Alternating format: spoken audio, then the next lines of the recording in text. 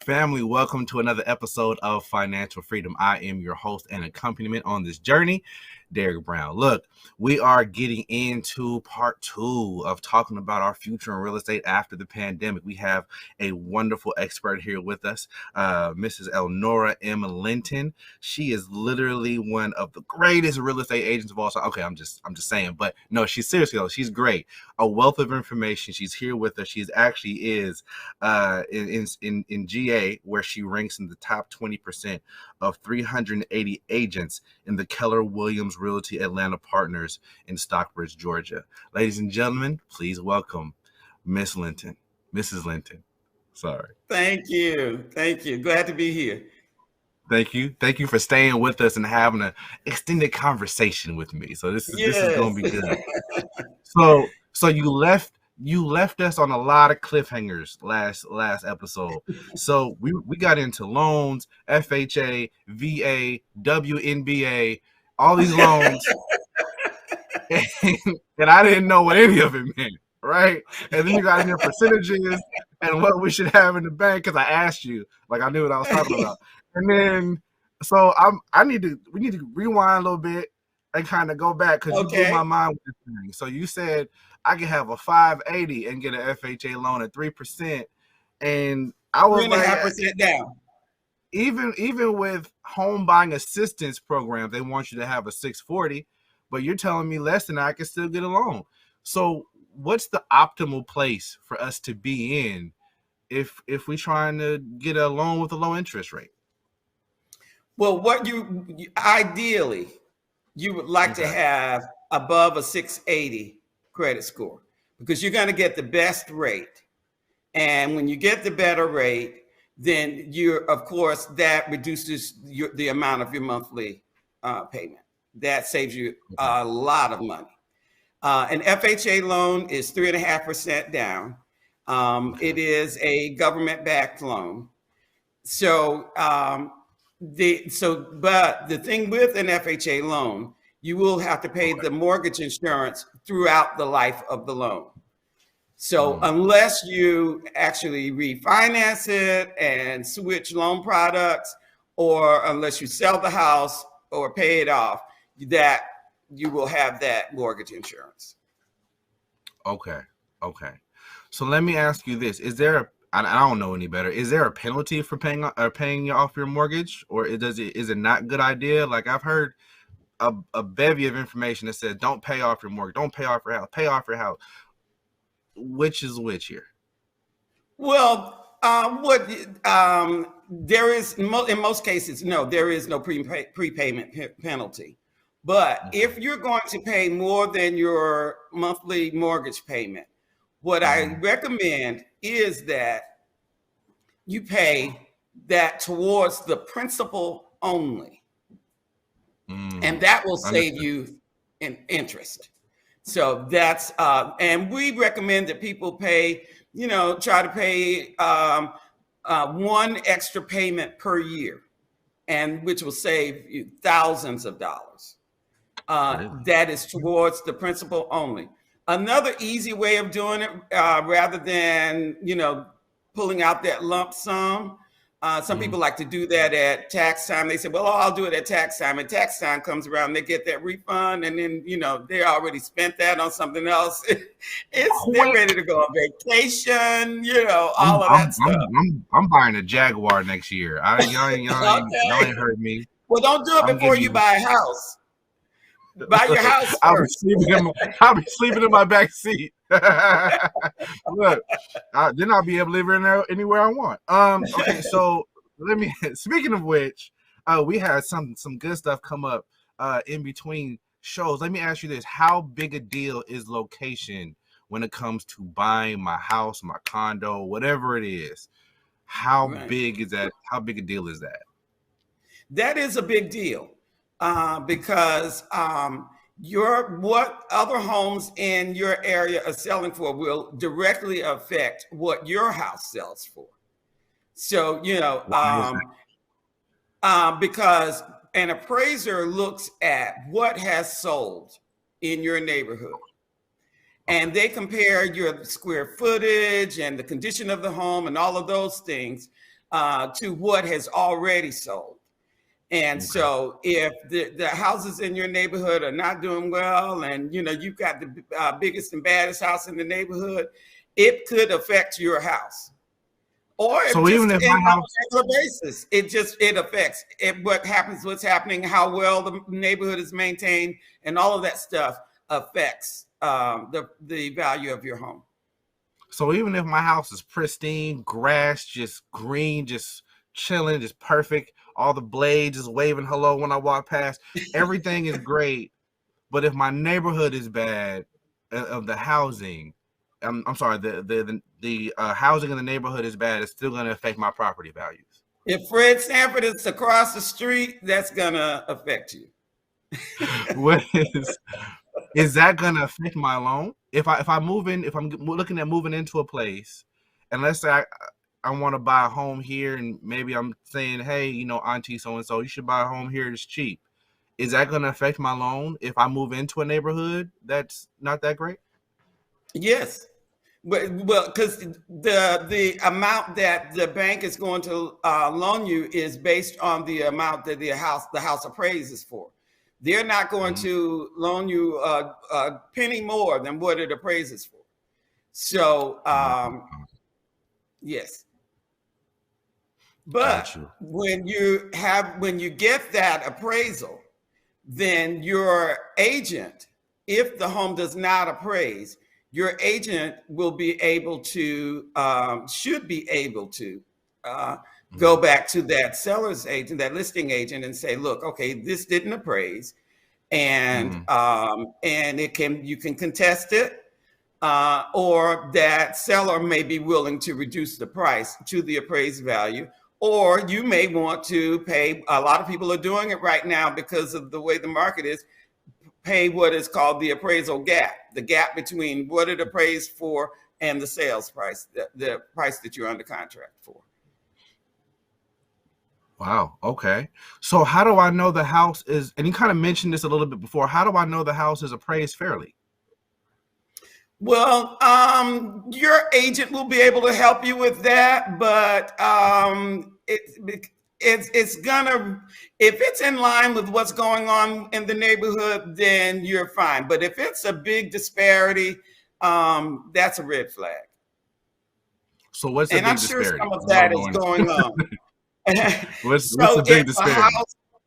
If you're if the house across the street sold for $250,000, and the house that you're buying, you're under contract for $250,000, and it appraises, and yours is in as good as or better shape than the one across the street, and they come back with an appraisal of 225 or 200, then that's a problem. Yeah, that's a huge gap. Yeah. I'm not even good at math, and that's a huge gap. Okay. Now there may be some differences, a few $1,000s here and there, but if there's a big disparity, then that's a concern.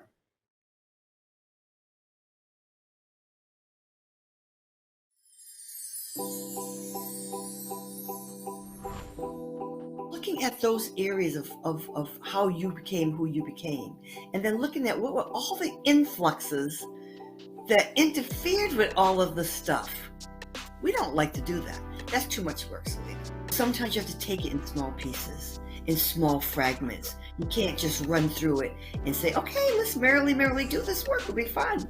No, it's not fun work. It's painful. But we have to do it to get through it.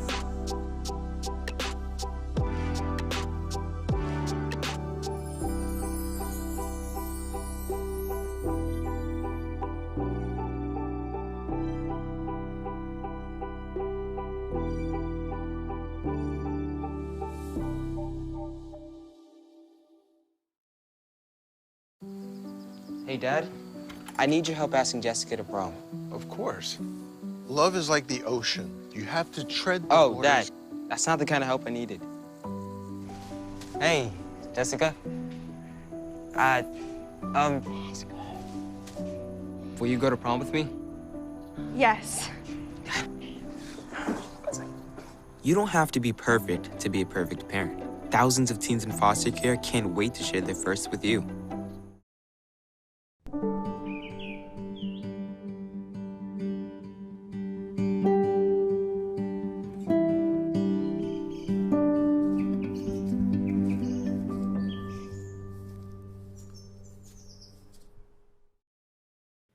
Let me ask you this. Like, so I'm in Atlanta right now.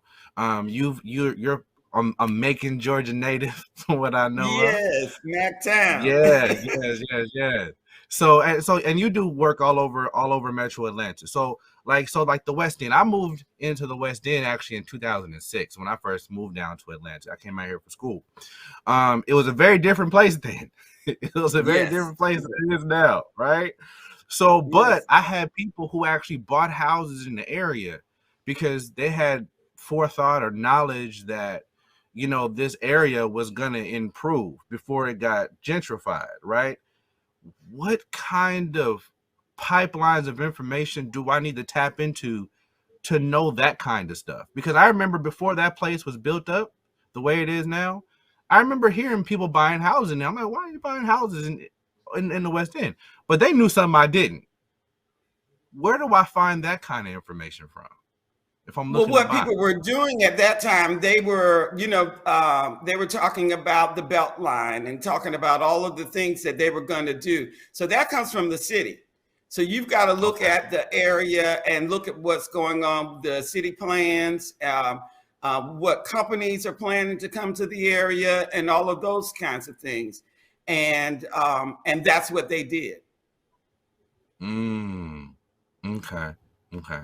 So I should be keeping my eye out for the papers, for the news I see online, for development, Absolutely. like big companies that may come here, big projects that may come to a certain neighborhood, and I should plan my purchase around those things. Well, you can, yes. Now, and especially if you're talking about investment properties, which is a totally different animal. But if you're looking to buy, do an owner occupy, you're buying a house to live in, you may or may not want to do that. You want to buy that where it's convenient for you and your family. So I know a lot of people are trying to do the whole Airbnb thing. They're doing they'll sublet their condo or their house or a room or stuff like that. You said that was a whole different animal as a rental property. What makes it such a different animal? Well, so you have rental properties and then you have Airbnb. So they're different. Yes. Okay. So you have rental properties where people are literally renting a house from someone or renting an apartment from someone. Airbnb, some people just buy property and it is Airbnb only. They have people in and out.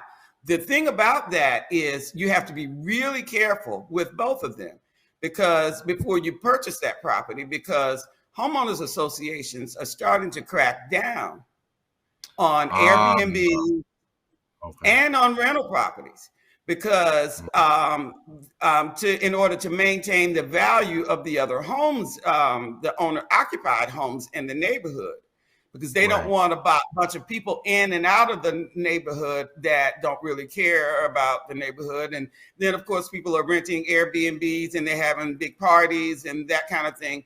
So a lot of HOAs are not allowing them. Some are not allowing them at all. Some of them are restricting them. So you have to be careful with that. So in your opinion, are HOAs a good thing or a bad thing? Well, it depends. You see this look on my face, right? So just like, yes. HOAs can be a good thing because it can stop your neighbor from painting their house bright purple or Pepto-Bismol pink, and bringing down your property value. It can stop them from driving their cars on the front lawn. Making sure that people maintain their properties, their lawns and such. So in that respect, yes. Some of them are kind of overreaching, and some it's just they're really, really restrictive. So it's a crapshoot. Because I've heard horror stories, but I mean I guess Yeah. the ones that are really doing their job you don't hear about at all because they're doing their job, I guess. Right. So you mentioned earlier, and I think we mentioned this earlier, the sales history of a house. If a house has been on the market for a while, and I think you mentioned something about this when it came to the neighborhood too. If the house has been on the market for a while and it hasn't sold, it looks like a decent house, but it just hasn't sold. Or if it's been on the house, and you mentioned some of these houses are on the house for weeks and you're getting multiple offers. On either end Days. of that, days. On either end of that spectrum, are there red flags? Well, if a house has been on the market for a considerable amount of time, particularly in this highly competitive market, there's an issue. And 9 times out of 10, it's overpriced.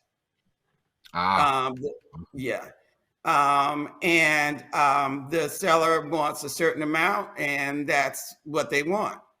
And they're willing to let it sit there for whatever reason and not reduce the price.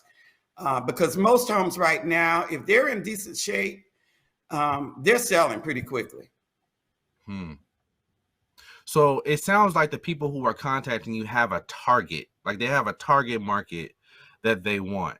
And we talked about this before at the beginning of our last episode where you have to go back and watch it, people. At the beginning of our last episode about the things that people kind of forget to do before they come talk to you. When I come to my realtor, how do I define my target market? How do I look at myself and go, hey, this is what I need to be getting, or this is what I want to get? How do I do that? So what I'm going to do is ask you what it is that you want.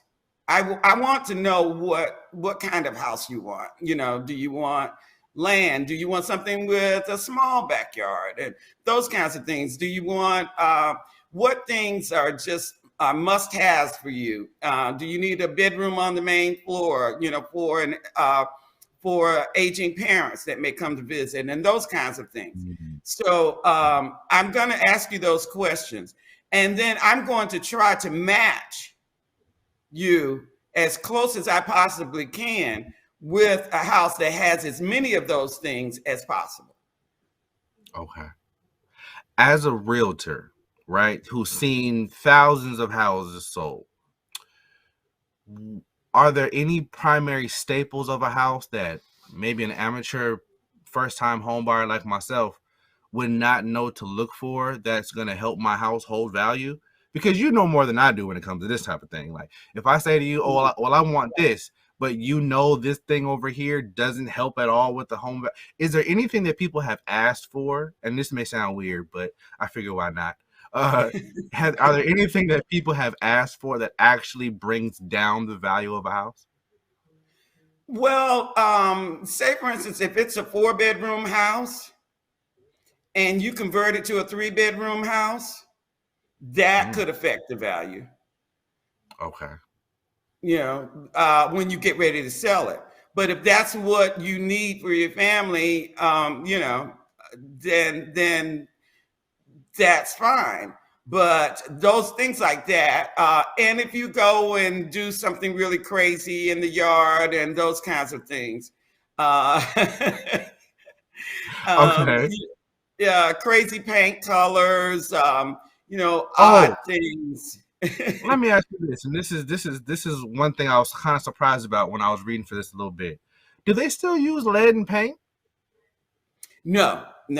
That not in the state of Georgia. Now there are some homes that in Georgia that still may have them that were built before 1978. Okay. There are some, but most of the time you're not going to find any. But now anything that was built after 1978, because it was banned. Thank you. Because I was looking at that. I was reading about asbestos, and I was looking at lead and paint. I'm like, people still use that, but it was still a question that people thought it was relevant to ask. Right. So now that we've discussed that, so if we decrease the amount of bedrooms or the overall space in the house for whatever reason, that could decrease the property value. So Right. when Because it it's comes all in to what the next person wants. You know. got you. So when it comes to the property itself, what are some of the costs that the potential buyers are going to have to absorb to maintain that property that we don't think about, people like me don't think about when they're looking for a house? Right, right. So you're going to need you're not required to get an inspection, but I highly recommend that everyone get a home inspection before you buy a property. Okay. And you will have to, if you are getting a loan, you are required to get an appraisal. That home Okay. inspection is going to cost you anywhere from, I'd say, from about maybe 300 to about 475, depending. They base it on the square footage of the house, so it all depends on the size of the house. Okay. Your appraisal is going to cost you probably between 400 and 500. Okay. And those are upfront. Those are your upfront fees. And then, of course, at closing, then your down payment and your closing costs. Okay. And then you've got, prepaids with on insurance and things of that nature. So your homeowner's insurance. Now, your homeowner's insurance and your taxes, that is held in escrow, and then you have to pay that. You pay, that's part of your monthly payment.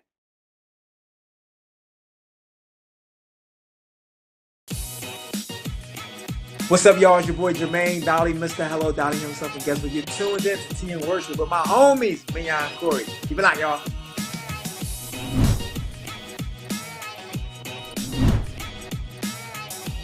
Hey y'all, it's Candy West, and you're watching Tea and Worship with Mignon and Corey.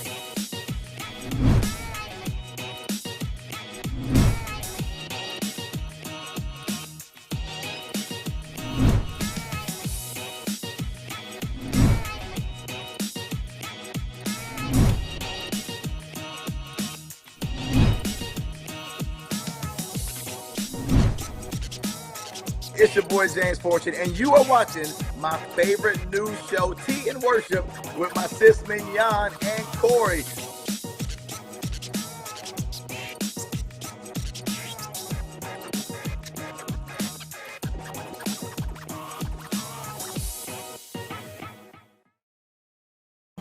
Meet the Scan, a simple procedure whose mission is to detect lung cancer early.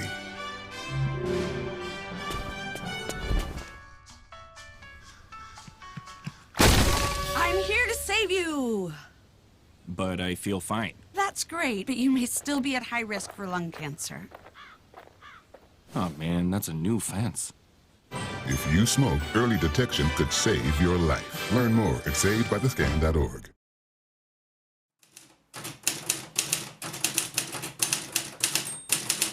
Have you seen more people now trying to do wills and estate planning now that we've gone through, still going through the COVID-19 phase of our lives?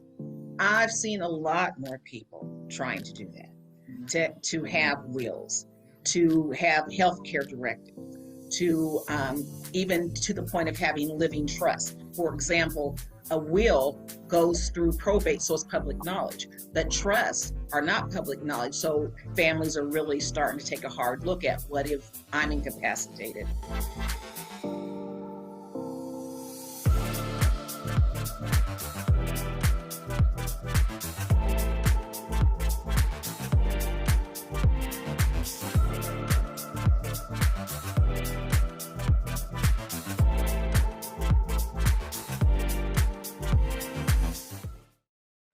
One thing you mentioned, and I've heard this before, and this seems to be the common consensus, but I've heard a debate on both sides about whether or not, with all those fees you just mentioned, right? Those are just kind of coming in the door.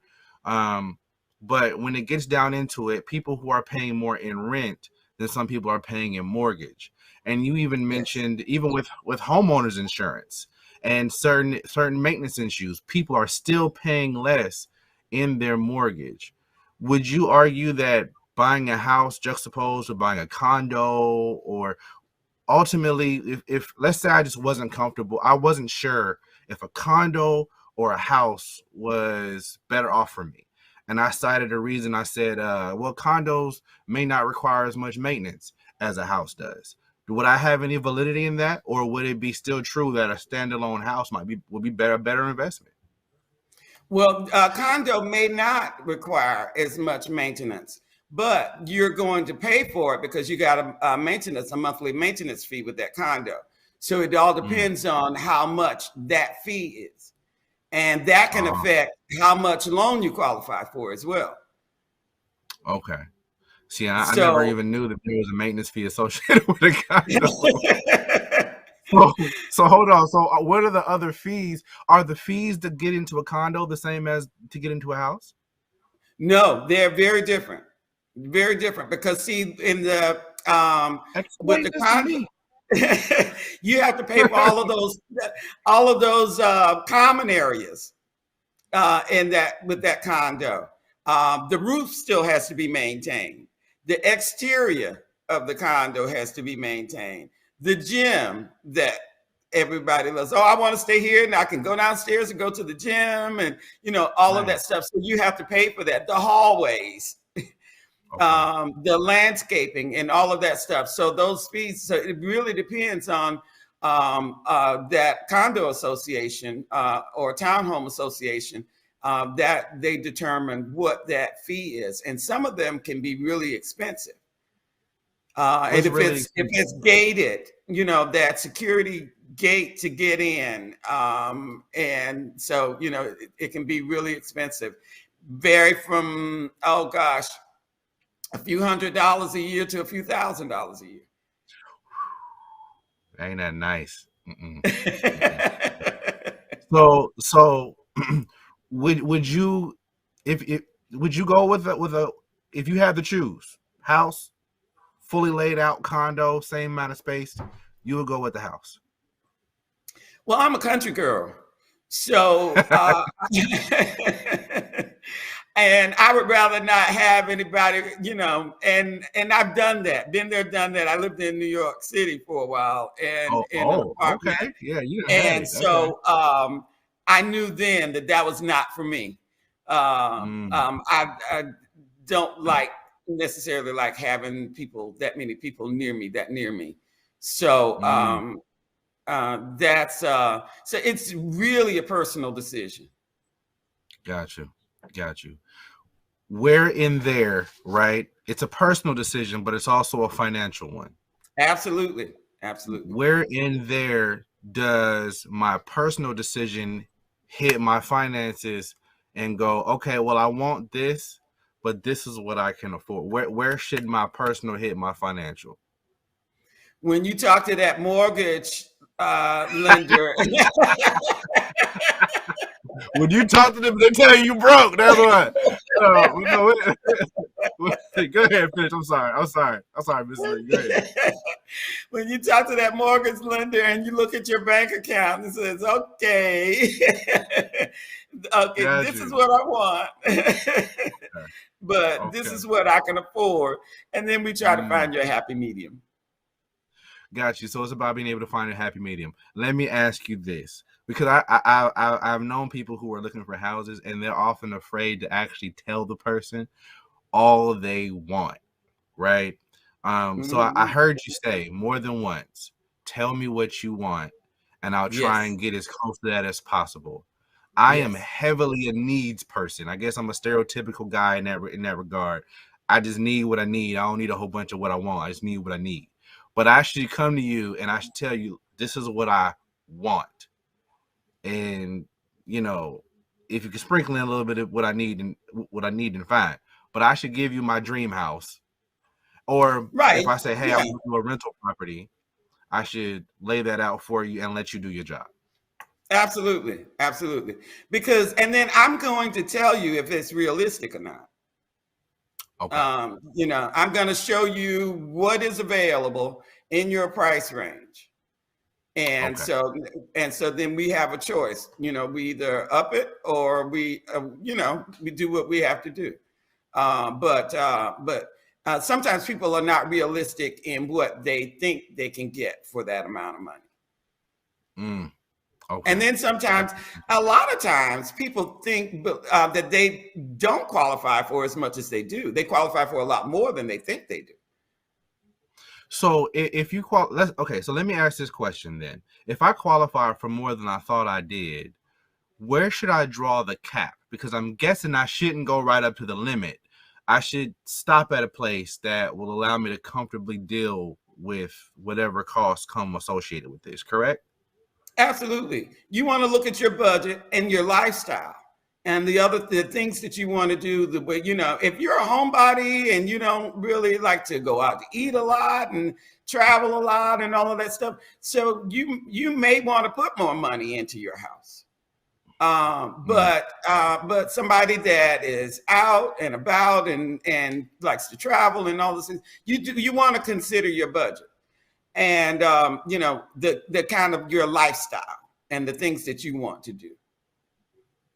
Okay. And make sure that your mortgage, you leave room for not only the things that you want to do, but then those maintenance issues that are bound to happen. Because there's always something that needs to be done in a house. One more question, and I think we're going to be running out of time on that. What does the material that the house is made of, or apartment is made of, or condo is made of, does that impact the price of the house? The reason I ask is because in this pandemic, so many people are on Wi-Fi. So many people are using virtual services. And I've had more than one conversation with somebody who goes, I have no reception in my house. None whatsoever. Yes. Do you find that as your people are looking for houses, that's a huge thing for them right now, especially with all the houses being stacked up? Absolutely. And fortunately, a lot of the newer homes are not having that problem. But then you've got some areas, particularly in some of the suburbs and the communities, they just haven't, in the smaller suburbs, they don't have it yet. And so there is an issue. So that is something that before we sign on that dotted line, that's something that needs to be investigated.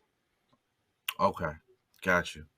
Thank you so much for your time, Mrs. Linton. You're welcome. I'm gonna come looking for you myself because I may have questions as I go. Please do.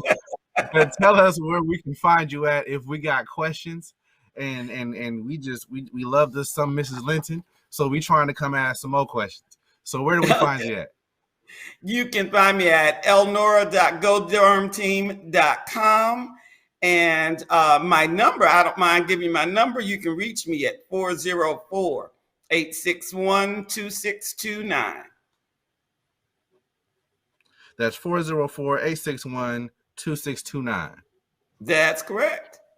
Well, all of our viewers have it, including me, because I do not mind asking questions to my blue in the face. So thank you so much for your time. I know your time is valuable, so thank you so much for being here. You're welcome. Ladies and gentlemen, this has been Mrs. Elnora M. Linton, our real estate professional and expert. Thank you for joining us this evening or today on Financial Freedom.